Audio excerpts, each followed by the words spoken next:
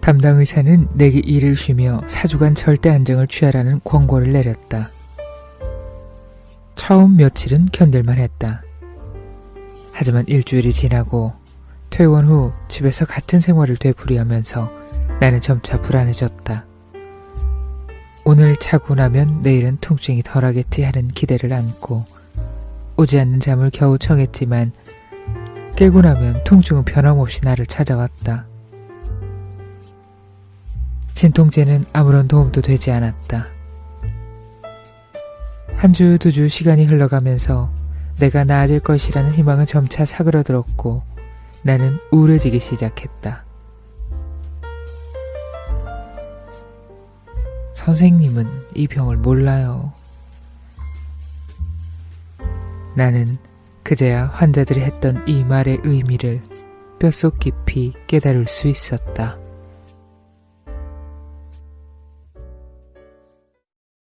구독, 좋아요, 알림으로 응원해주세요.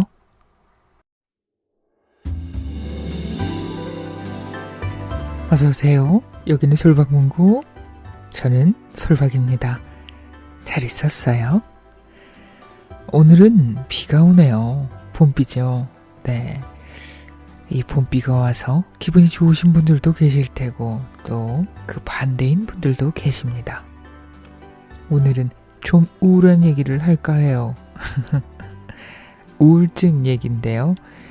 임세원 교수의 책 죽고 싶은 사람은 없다를 읽어보겠습니다. RH 코리아에서 출판되었습니다. 우울이라고 네이버에다가 치니까 근심스럽거나 답답하여 활기가 없음 이렇게 뜻풀이가 되어 있더라고요. 근데 사실은 살면서 빈번히 마주치는 감정이죠. 네. 깊이와 기간에 따라서 병명이 부과되기도 하고 아니기도 합니다. 말하자면 그 우울증 극복 안내서라고 할 수가 있겠네요. 저자인 임세원 교수는 정신건강의학과 교수였는데요. 임세원법의 주인공이시기도 하죠. 여러분은 임세원법을 아십니까? 저는 요번에 알았는데 2018년에 그 환자가 휘두른 흉기에 의해서 임세원 교수는 세상을 떠나셨다고 하죠. 이 사건으로 인해서 의료진들을 좀 보호하는 법이 있어야겠다 해서 생긴 법이라고 해요. 그리고 이 책은 그 이전에 임세원 교수가 좀 알 수 없는 병으로 투병 생활을 오래 하셨다 그래요. 그러면서 환자와 의사 두 영역의 경험을 녹여서 책을 썼다고 합니다. 요즘은 시대가 이래서 그런지 우울하신 분들 꽤 많은 걸로 알고 있는데 도움이 좀 되셨으면 좋겠습니다. 발췌해서 읽어드릴게요. 책 읽겠습니다.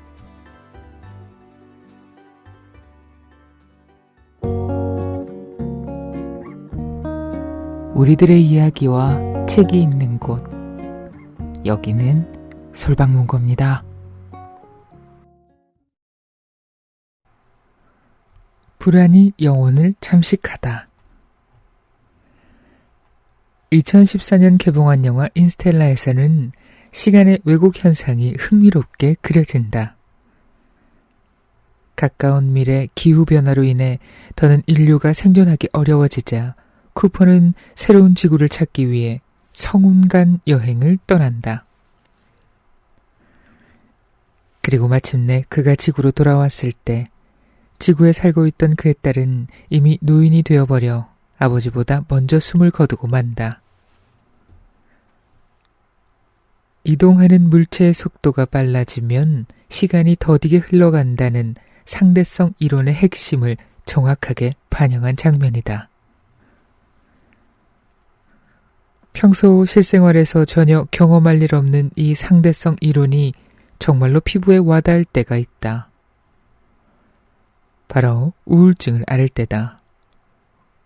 우울증 환자들은 실제로 이 영화에서와 같은 시간의 왜곡, 더 정확히 표현하자면 주관적인 시간 경험의 변화를 겪는다. 나 역시 예외는 아니었다. 손살같이 지나가는 하루. 통증이 찾아오기 전 내가 가장 싫어했던 것 중 하나는 바로 컴퓨터 윈도우의 모래시계였다. 나는 작업이 처리되기까지의 10초 남짓한 시간을 견디지 못하고 끊임없이 마우스 버튼을 째깍째깍 눌러댔다. 일이 바쁠 때는 컴퓨터 화면을 보면서 욕을 하기도 했다. 매일 두세 번의 회의나 약속을 소화해야만 했기에 나는 늘 시간 부족에 시달릴 수밖에 없었다. 답답한 것, 지루한 것, 반복되는 것을 싫어하고 참지 못하는 것도 무리는 아니었다. 아무것도 하지 않고 그냥 딱 며칠 동안 먹고 자는 것만 해봤으면 늘 이런 생각뿐이었다. 그리고 아이러니하게도 마침내 병을 얻게 되면서 이 소원을 이루게 됐다.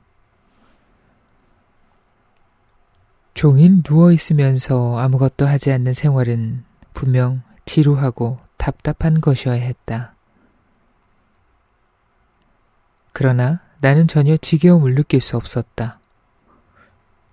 눈을 뜨면 하루가 시작되었고 이래저래 시간을 보내다 보면 어느 순간 하루가 눈 깜빡할 사이에 지나가 있었다. 여보, 심심하지 않아요? 어차피 누워서 꼼짝도 못하는데 책이라도 봐요. TV를 보든지요. 아내는 걱정스러운 눈길로 내게 이런저런 권유를 했지만 나는 그것을 받아들이지 않았다. 책을 읽기는커녕 TV조차 전혀 보지 않았던 것이다. 그야말로 아무것도 하지 않았음에도 시간은 손살같이 흘러갔다. 나의 생체 시계가 우울증으로 인해 느려지면서 나타난 현상으로 전문 용어로는 이를 정신운동 활성지연이라고 한다. 우리 몸에는 일종의 생체 시계가 존재한다. 시계를 맞춰 놓지 않더라도 매일 비슷한 시간에 잠에서 깨게 되는 것, 여성의 생리주기가 대체로 일정한 것, 모두 바로 이 생체 시계 때문이다. 생체 시계의 하루는 25시간으로 실제 우리가 하루로 계산하는 24시간보다 느리다. 따라서 빛을 통해 외부의 실제 시간과 우리 몸속 생체 시계의 시간을 맞추는 작업이 자동적으로 일어나게 된다. 그런데 우울증에 걸리면 이 생체 시계가 교란되어 상대적으로 외부의 시간이 빨리 흘러가는 것처럼 느껴진다. 마치 고속도로에서 시속 100km로 달리다가 속도를 시속 30km로 늦추면 시속 100km로 달리는 다른 자동차들이 엄청나게 빠른 속도로 내 주변을 스쳐 지나가는 것처럼 느껴지는 것과 같은 원리다.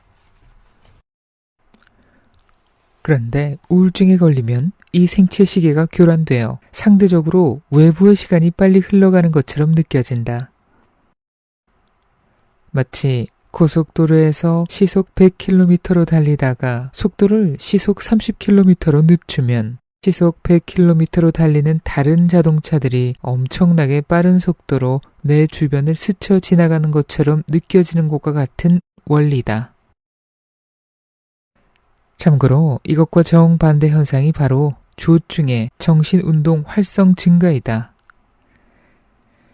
이는 마치 자신의 차를 갑자기 시속 100km에서 150km로 빨리 몰게 되면 정속 주행 중인 다른 차가 무척 느리고 답답하게 느껴지는 것과 같다.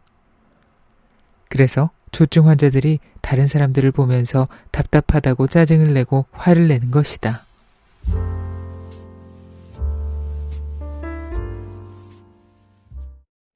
이러지도 저러지도 못할 때 나는 종일 누워있다가 식사를 할 때만 간신히 일어났다. 그나마 식사도 선체로 해야 했다. 이런 생활이 3주째로 접어들자 내 머릿속은 텅 비어가고 있었다. 시간의 흐름조차 느낄 수 없었다. 물론 4주간 절대 안정을 취하라는 전문가의 지시를 받았던 터라 나는 내가 우울해진 것이 일시적인 현상일 뿐이고 4주가 지나 통증이 사라지면 모든 것이 정상화되리라는 기대를 아직 저버리지 않고 있었다. 하지만 변화없는 하루하루가 지속되면서 나는 정신적인 상태뿐만 아니라 육체적인 상태에도 문제가 생기기 시작했다. 더 이상 이대로는 안 돼. 결국 이런 식의 치료 아닌 치료에 의구심이 생긴 나는 정형외과나 신경외과를 전공한 친구들에게 전화를 해 자문을 구했다. 비록 시원한 해답을 얻지는 못했지만 대체적인 의견이 무엇인지는 알 수 있었다. 바로 장시간의 절대 안정은 과거의 방법이며 그로 인해 근육이 위축되어 오히려 해로울 수 있다는 것이었다. 이는 내가 직접 찾아본 자료와 논문 등의 결과와도 일치했다. 하지만 3주 동안이나 지속해온 절대 안정 방식의 치료를 그만두기란 쉽지 않았다.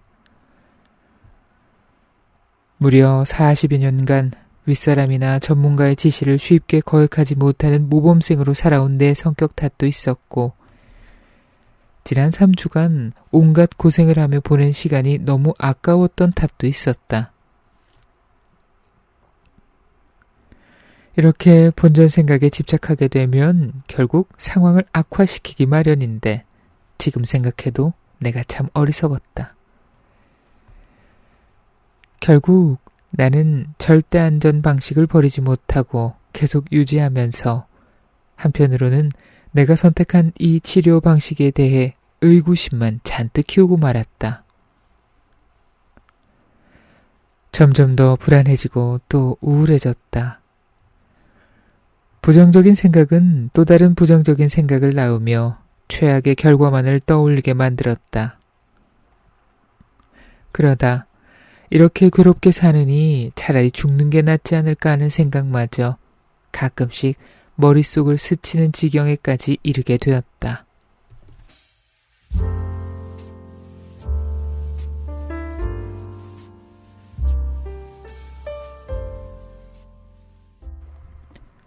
정말 죽고 싶다는 말의 의미.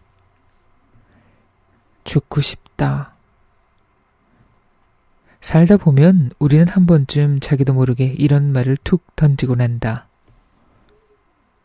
대부분의 경우 이는 지금 너무 힘들다는 말의 은유적인 표현이지만 실제로 진지하게 이런 생각을 하는 사람들도 많다. 정신건강 전문의인 나는 당연히 삶을 포기하려고 했던, 바꿔 말해 자살을 시도했던 많은 사람들을 만났다. 보통 그들에게 도움을 주기 위한 나의 시도는 성과가 있었다. 나는 많은 사람들을 구할 수 있었다. 하지만 너무나 가슴 아프게도 나의 시도가 모두 성공하는 것은 아니었다. 불과 며칠 전 나와 진료실에서 편안하게 이야기를 나눴던 사람이 자살했다는 소식을 듣게 될 때면 나는 상당한 심리적 고통을 겪을 수밖에 없었다. 이는 내가 의사가 되고 한참 시간이 지나 많은 경험이 쌓인 이후에도 변하지 않는 사실이었다. 많은 연구에도 불구하고 인간의 자살을 예측할 수 있는 방법은 아직 개발되지 않았다. 어떤 사람들은 스스로 죽겠다는 사람을 어찌 막을 수 있겠느냐는 말을 하기도 한다. 유명인이 자살 시도를 했다는 내용의 기사를 보면 그의 아주 가까운 주변 사람조차 사건이 일어나기 전까지 그럴 기미를 전혀 눈치채지 못했다고 말하는 일도 흔하다. 하지만 그것은 사실이 아니다. 자살을 시도하는 사람들 가운데 절대 다수는 그 전에 반드시 주변 사람들에게 구조 신호를 보내게 되어 있다.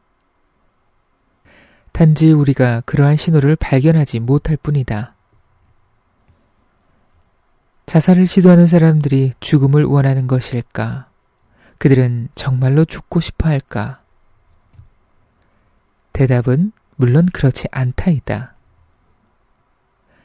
마치 끝이 보이지 않는 캄캄한 터널 속에 며칠째 갇혀있는 것처럼 돌파구가 보이지 않는 힘겹고 고통스러운 상황에 처했을 때 사람들은 절망에서 벗어나기 위한 유일한 방법으로 자연스럽게 죽음을 떠올린다.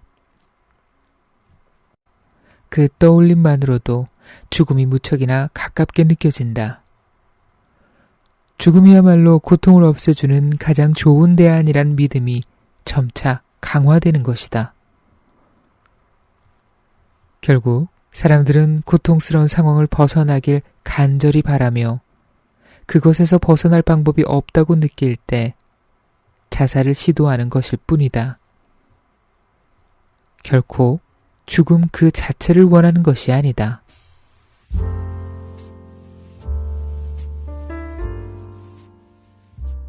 점점 더 깊은 절망 속으로.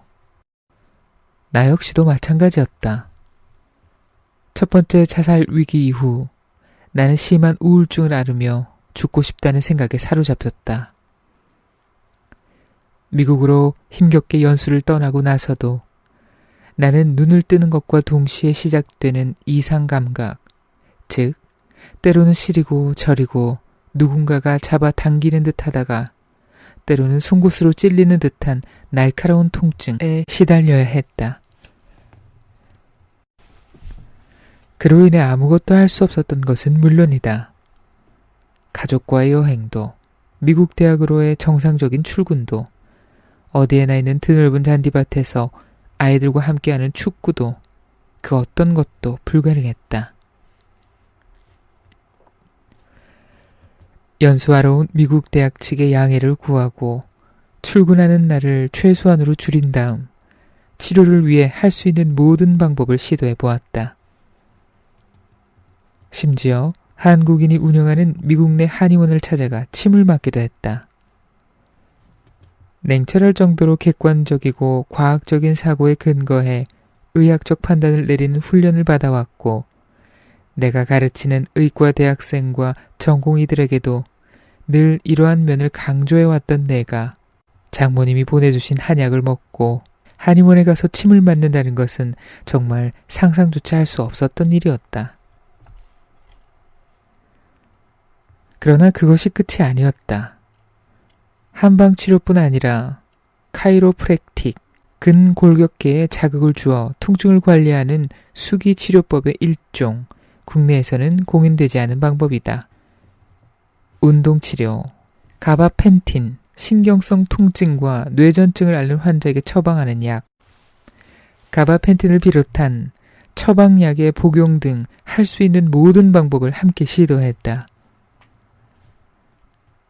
의과대학 시절 열렬한 유물론자이자 무신론자였던 내가 샌디에고의 한인 성당에 나가 세례를 받고 열심히 기도를 하기도 했다. 하지만 그 어떤 것도 내게는 도움이 되지 않았다.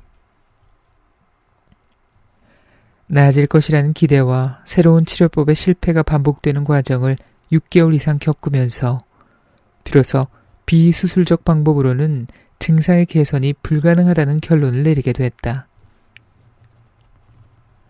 2013년 1월 나는 가족을 미국에 두고 혼자 귀국하여 수술을 받기로 결심했다. LA 공항에서 인천까지 날아오는 비행기 안에서 나는 항공기 이착륙 시간과 기내에서 제공되는 식사 시간을 제외한 거의 11시간 동안을 내내 서 있어야만 했다. 그리고 유난히 추웠던 겨울 수술을 받았다. 속옷조차 입지 않고 들어가야 하는 수술실이 정말 춥다고 느낀 것도 잠시, 마취제가 몸에 돌기 시작하면서 나는 깊은 잠에 빠져들었다. 그리고 나서 마침내 깨어났을 때는 나이 든 어머니께서 걱정스러운 얼굴로 내 옆을 지키고 계셨다. 수술 후 2달이 지나 가족들이 기다리는 미국으로 돌아간 후에도, 그로부터 6개월이 지나 한국으로 돌아온 후에도 아무것도 달라지지 않았다. 엄밀히 말하자면 상황은 오히려 더 악화되었다. 수술 후에도 계속되는 증상에 새롭게 나타난 증상까지 더해지자 나는 절망에 빠졌다. 직장에서는 몇 년째 내가 계속 아프다는 것을 반기지 않는 것 같았다. 나는 사람들을 피하게 되었다. 친구들과의 모임에도, 동료 의사들과의 학회 모임에도 나가지 않았다. 아니, 나갈 수가 없었다.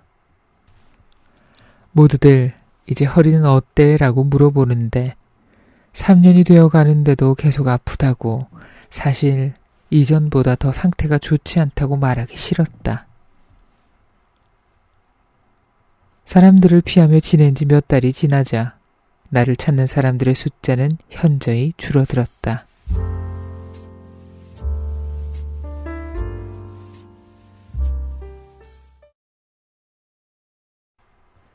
마음의 진짜 정체. 그러다가 어느 날부터인가 이유를 알 수 없지만 육체적 고통이 많이 줄어드는 날이 가끔씩 생겼다. 그러자 거짓말처럼 기분이 좋아졌다. 운동을 하기 위해 새로운 운동화를 사기도 하고 미뤄놓았던 논문 작업을 다시 시작하기도 했다. 주변 사람들과 웃으며 농담을 주고받기도 했다. 하지만 문제가 해결된 것은 아니었다. 며칠이 지나자 또다시 이전과 동일한 고통이 찾아왔고 나는 거짓말처럼 다시 좌절하게 되었다. 조금 덜 아플 때 기분이 좋아져서 모임 약속을 하고 각종 강의나 회의 참석을 수락했다가 다시 많이 아파지면 미안하다는 말과 함께 약속을 취소하는 과정을 몇 번 되풀이하면서 나는 오히려 더 큰 절망감과 실패감을 경험할 수밖에 없었다.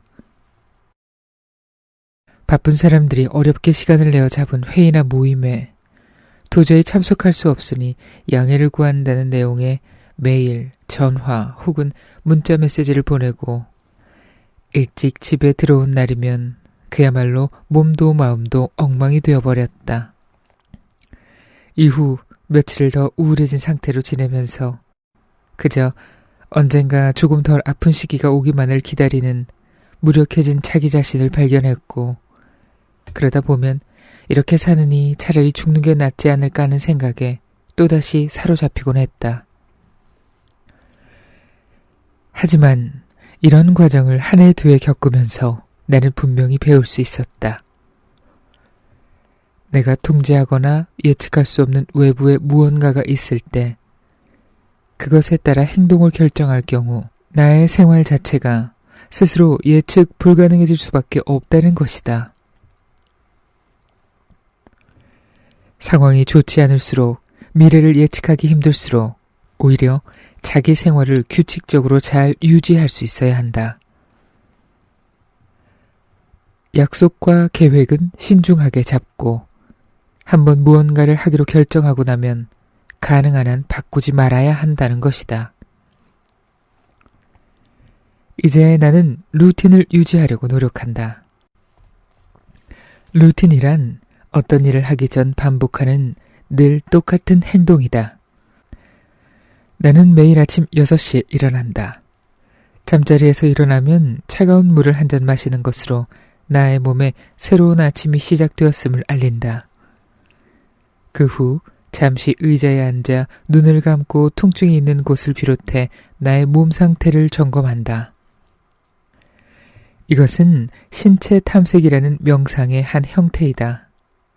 곧 상태가 좋지 않은 부위 위주로 스트레칭을 하고 바나나, 빵으로 간단히 요기를 한 후 병원으로 출근한다.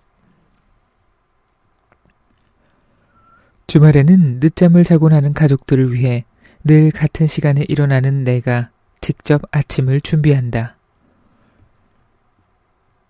그 덕에 매주 금요일 저녁이면 설레는 마음으로 이번 주말 아침에는 아이들에게 무엇을 해줄까 하는 기분 좋은 고민을 한다.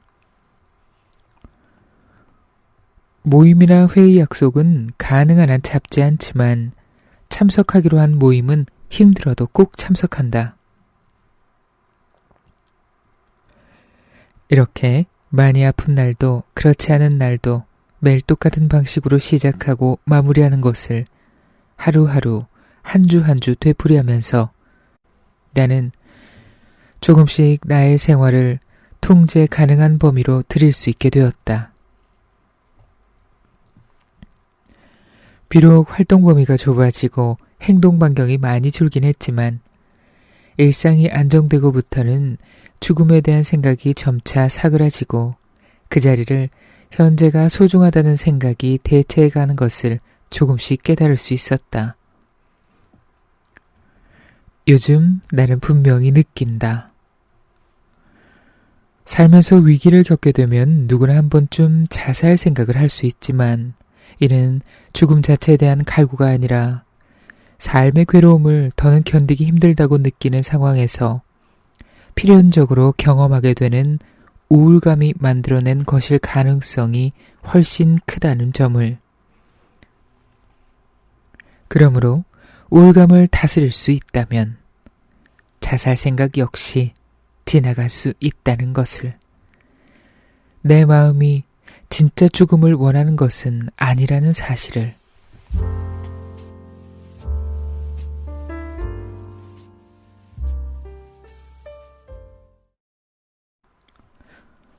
왜에서 어떻게로.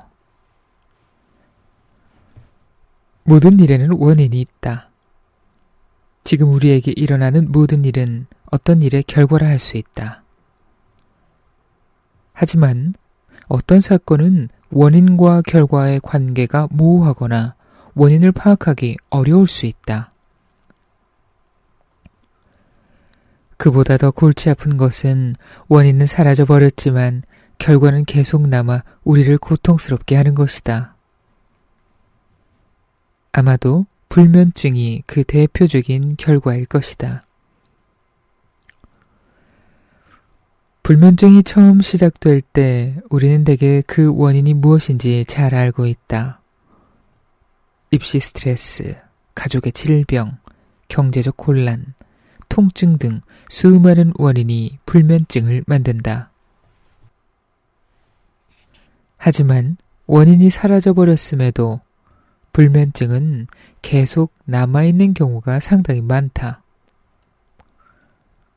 불면의 상태가 너무 괴로운 나머지 잠을 자기 위해 갖가지 방법을 다 사용하게 되는데 이 방법들이 오히려 불면증의 악화 요인이 되는 것이다.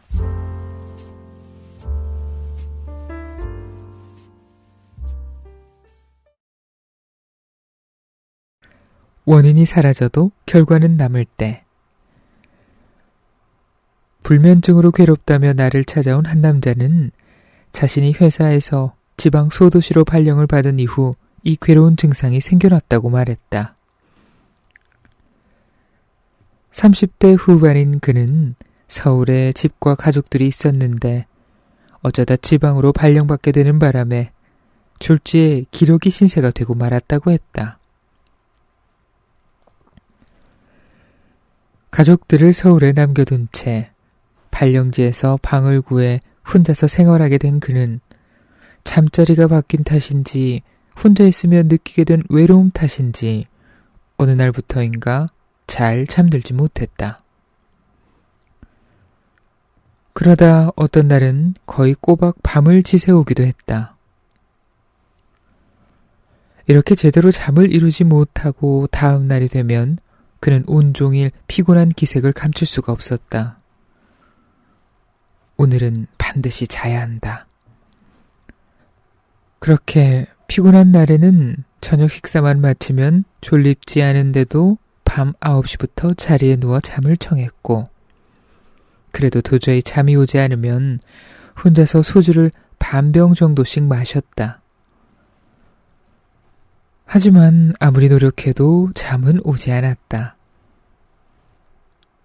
그러자 그는 점차 자신이 잠을 제대로 자지 못하는 것 자체에 불안해졌다.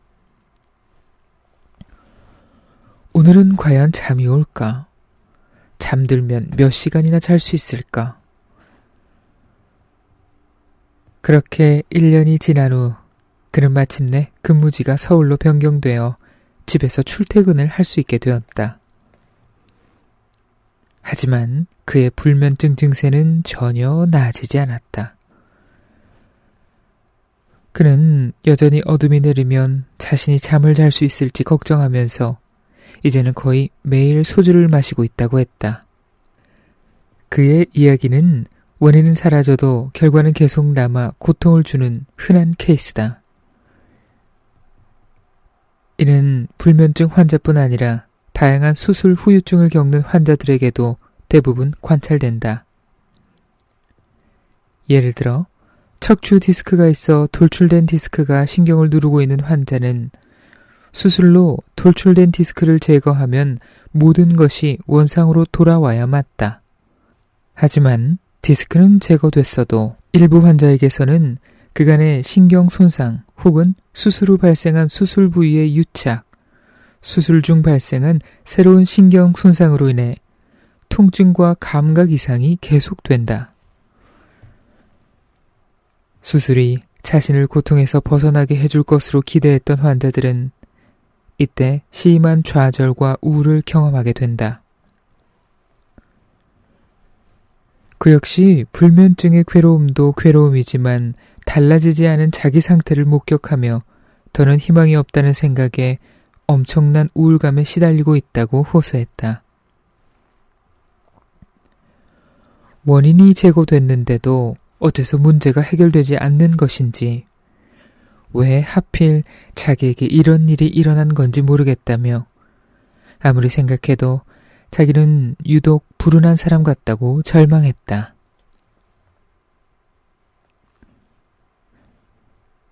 하나의 문제를 풀고 또 그 다음 문제를 풀고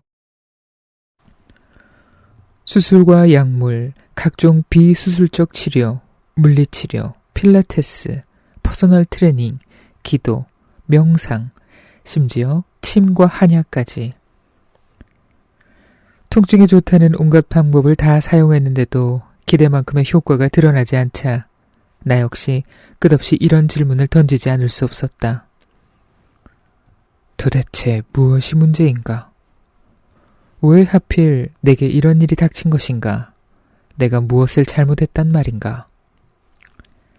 어두운 방 안에 우두커니 혼자 앉아 있을 때면 이런 질문이 끝도 없이 쏟아졌다. 왜 이 병이 낫지 않을까? 왜 내게 이런 병이 찾아왔을까? 대체 왜?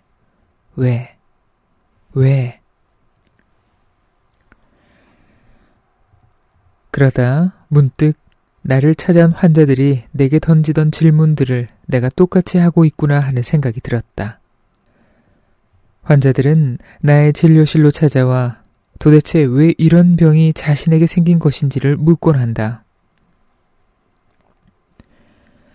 하지만 사고로 인해 골절이 되거나 피부가 찢어지는 일이 아닌 이상 질병의 원인을 정확히 말할 수 있는 경우는 거의 없다고 봐도 무방하다. 우울증을 비롯한 다양한 정신과적 질환은 전체 인구의 20% 정도가 경험하게 되는 매우 흔한 것이지만 그 원인이 무엇인지 쉽사리 설명할 수는 없는 노릇이다. 이것은 우울증뿐 아니라 내과 영역의 다른 질병들도 마찬가지다.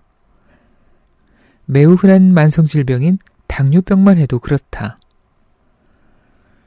혈당이 비정상적으로 높아짐으로써 생기는 이 질병은 췌장에서 인슐린 분비에 문제가 생기는 것이 원인이라고 알려져 있다.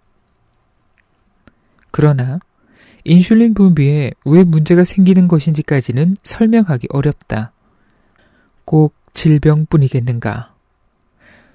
우리는 갑작스레 우리를 찾아온 수많은 불행 앞에 종종 왜 하필이란 말을 하게 된다.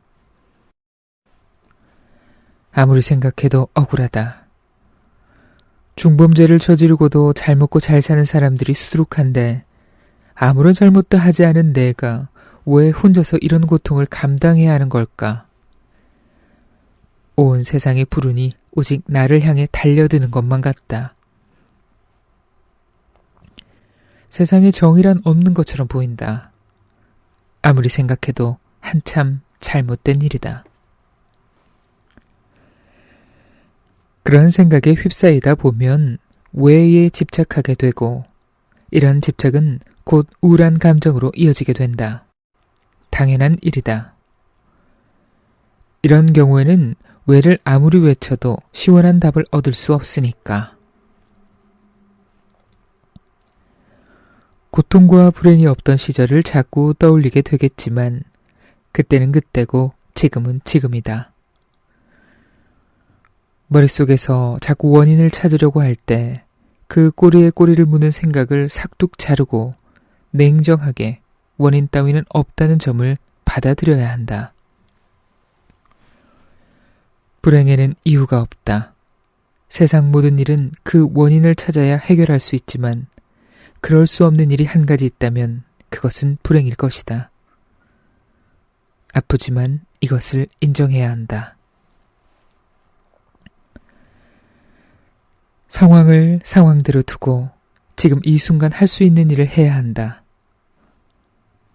물론 이것이 말처럼 쉬운 일은 아니다. 나도 그렇다. 그래서 하루에도 수십 번 마음을 먹고 또 먹는다.